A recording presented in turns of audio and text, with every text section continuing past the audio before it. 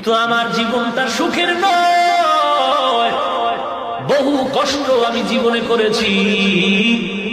বিশেষ করে মদিনায় আসার আগের 3 বছর বড় কষ্ট করেছি, কারণ আমার মাথার উপরে 2টা ছায়া ছিল, চাচা আবু তালেব আর খাদিজাতুল কুবরা। এরা যখন চলে গেল, ইন্তেকাল হয়ে গেল, কওমের লোকেরা আমার উপরে অত্যাচারের অবস্থাটা বাড়ায় দিল। আমি খাদিজার কথা যখন মনে আইসা যায়, আয়েশা আমি চোখের পানি ধরে রাখতে পারি।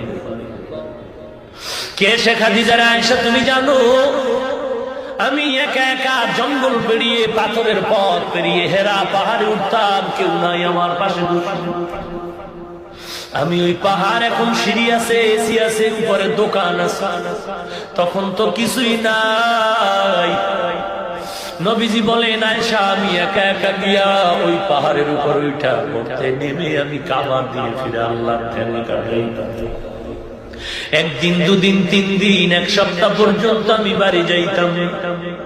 মাঝে মাঝে তাকায় দেখতাম ওই খাদিজাতুল কুবরা মহিলা মানুষ জঙ্গলের পথ পেরিয়ে, পাথর পেরিয়ে, এত বিশাল উঁচু পাহাড় বেয়ে বেয়ে উঠে।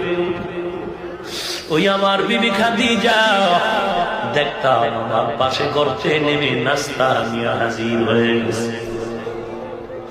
ওরে আয়েশা, শুধু তাই না, আমি পেটে পাথর বেঁধে মানুষের কাছে কাছে ঘুরে ঘুরে কালেমার দাওয়াত। 1 দিন 2 দিন 3 দিন পরে ঘরের দরওয়াজায় এসে দাঁড়াইতাম, সালাম দাও, তোর দরজা খুলে যাইত। আমি দেখতাম আমার সহধর্মিনী খাদিজা দাঁড়ায় আছে। আমি একদিন বললাম, খাদিজা আপনি কি ঘুমান? খাদিজা চোখের পানি ছেড়ে বলেন, ও পয়গম্বর, আমি 2 জন স্বামী বিদায়ের পর আপনাকে কবুল করেছি রে পয়গম্বর।